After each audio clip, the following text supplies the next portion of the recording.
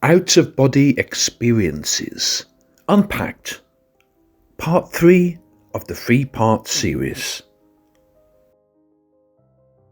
Now, if conscious life can continue while the brain is temporarily out of commission, it's natural to ask what will happen when the body actually dies. For example, Micheal Sabom reports a case of a woman who underwent a major operation. In preparation for it, her entire body was chilled, and her blood was temporarily removed. Ian Stevenson comments that she was as dead as anyone could possibly be unless they were really dead. Yet she later reported events of the operation, including details which she was highly unlikely to have learnt through normal means. The psychologist Gary Schwartz has conducted a number of experimental studies of spirit mediums. He reported that mediums were in many cases able to report large amounts of accurate, detailed information about the departed. He maintains that objective methods of tabulating data eliminate the possibility that these positive results could be due to selective memory. Vague information, for example, that could apply to anyone, and lucky guesses were eliminated. It would seem that these results can be explained only by communication with the dead, or by some other form of paranormal information. Other types of examples with mediums include channeled communication with the other side or the dead. For example, when a medium has been able to speak a language that she herself has never learned. Now, of course, time and practice is required to master another language, but there's been cases in which a person has conversed at length in a language he or she has never had the opportunity to learn. A good example of that is the case of Uttara Huda. Uttara was an Indian woman who spoke Marathi and English, but had no knowledge of Bengali. Yet at 33, she suddenly began to exhibit a personality she named Sharada, who spoke fluent Bengali and differed in habits from Uttara's normal self.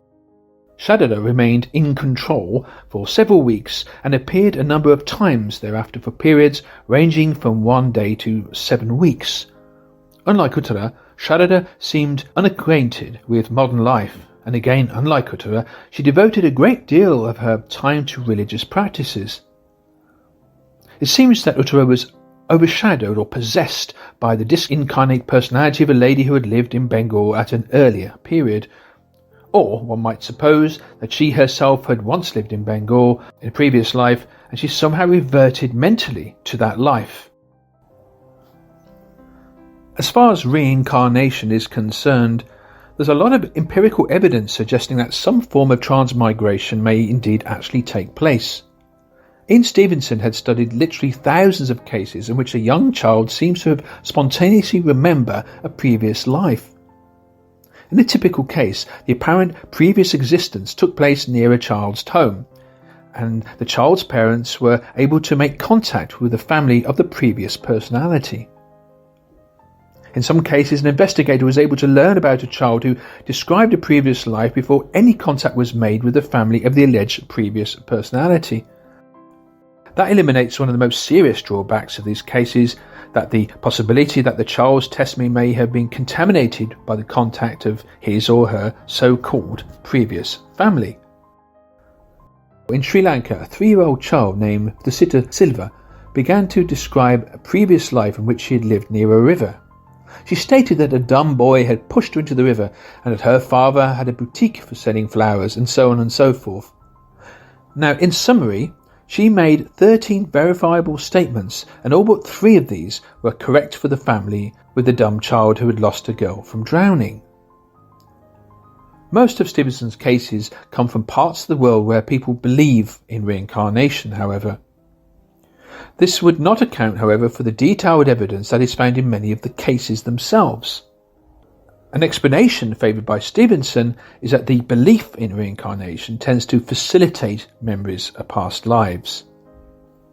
He had gathered evidence showing that skills, interests, phobias and other personality traits tend to show continuity from one life to another too.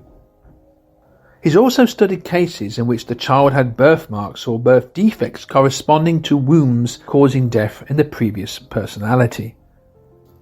I mentioned earlier the case of Durga Jatov when he was taken away by perhaps the Yamadutas and bound with ropes.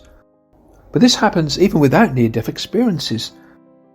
The case of Olga Carr provides a striking example of bodily branding by mental images. Carr is said to have been one of the most talented sensitives who ever lived, and certainly one of the most gifted.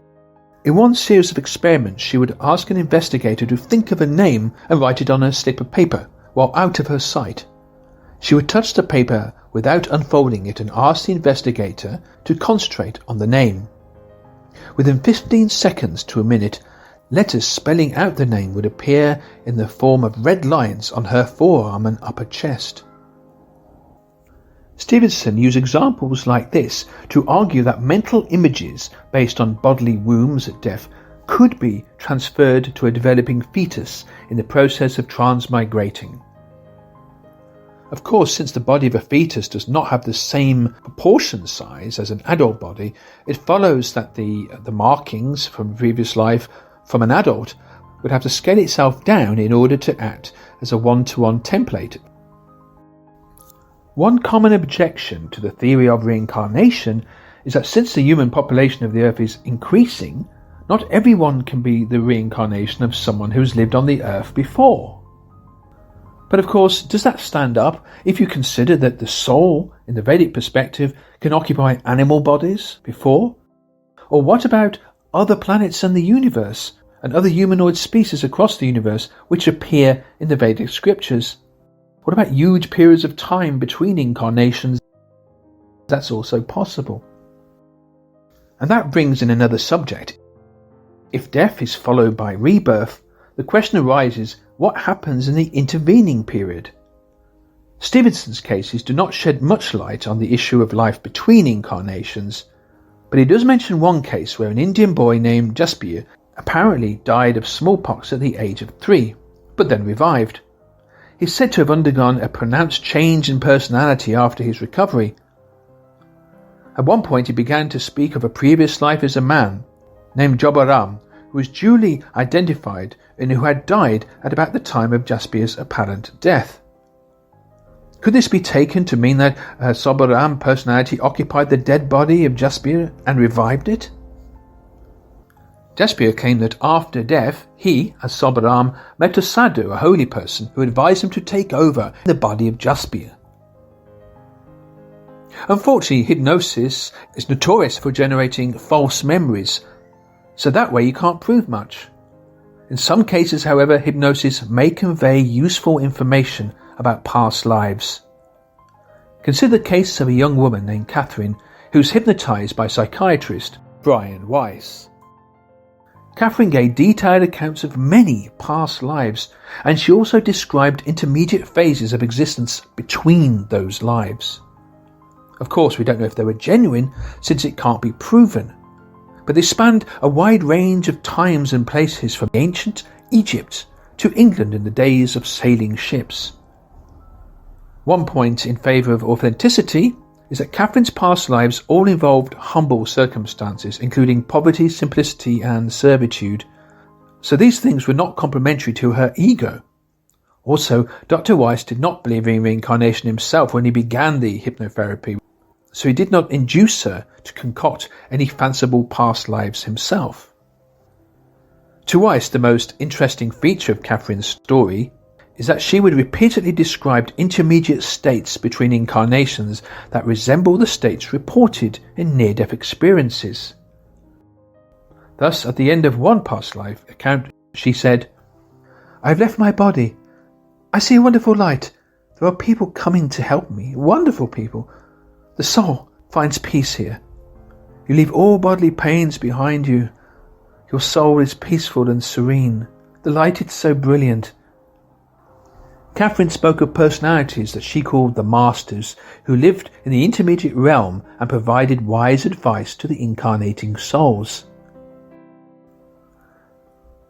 These type of stories paint an overall picture of repeated birth and death, and Earth as a learning process, a school of hard knocks in which the souls gradually progress to higher spiritual dimensions.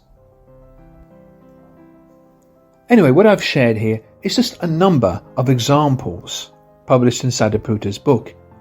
But there are many, many examples like this, all seemingly pointing to the same thing. There are a number of popular books supporting this same picture, this same paradigm, which is parallel to that of the Vedic one.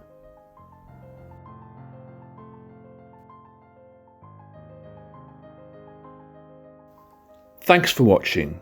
I hope you enjoyed the videos. Now, please share all 3 parts of this series with others. Take care.